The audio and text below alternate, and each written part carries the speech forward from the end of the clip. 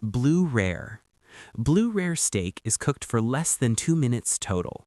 The outside is seared quickly at extremely high heat.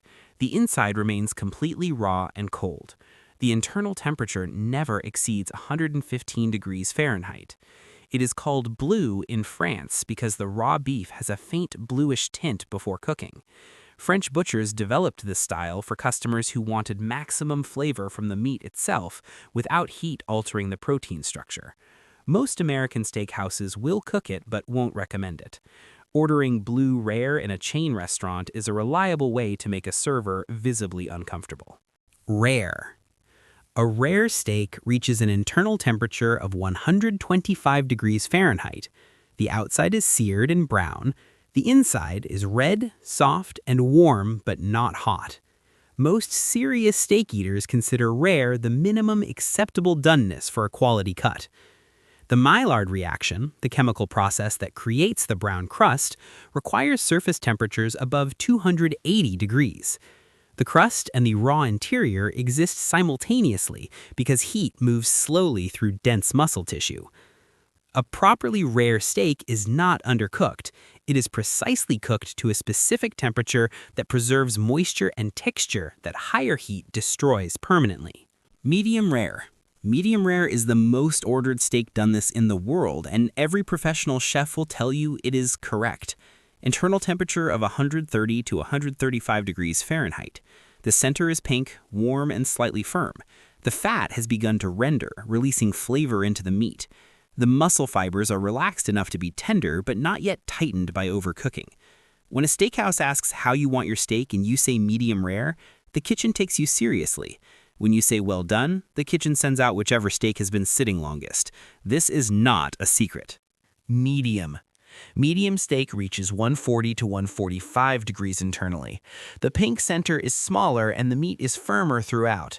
For cuts with significant fat marbling like ribeye, medium can actually be preferable to medium rare because the extra heat renders more of the intramuscular fat, distributing flavor through the entire cut. This is why some experienced steak eaters order high-grade Wagyu at medium rather than medium rare. The rules about doneness are general guidelines. The exception is always the quality and cut of the specific piece of meat on the plate. Well done. Ordering a well-done steak in a fine dining restaurant is a statement. The chef will cook it. They will not be happy about it. Internal temperature above 160 degrees means all pink is gone. The juices have largely evaporated and the muscle fibers have contracted fully. The result is a drier, firmer piece of meat. Well done became associated with people who distrust undercooked food, which is a reasonable concern with ground beef, but largely unnecessary with whole muscle cuts. The debate between chefs and well-done customers has never been resolved and shows no signs of progress. Tartare. Tartare is completely raw beef, finely chopped or ground, mixed with capers, onions, mustard, Worcestershire sauce, and a raw egg yolk on top. It has been eaten in France since at least the 19th century. The name comes from a legend that Mongol warriors under Genghis Khan tenderized raw meat under their saddles while riding. Food historians consider this story almost certainly false. What is true is that steak tartare requires the freshest possible beef, handled under strict conditions. Every tartare you have eaten in a reputable restaurant was prepared safely. Everyone that made someone sick was not. Surf and turf. Surf and turf, steak paired with lobster or shrimp on the same plate, became an American restaurant staple in the 1960s when both beef and seafood were simultaneously expensive enough to signal luxury, but affordable enough for a special occasion dinner. The combination has no culinary logic. Steak and lobster do not enhance each other. The pairing is purely a status signal.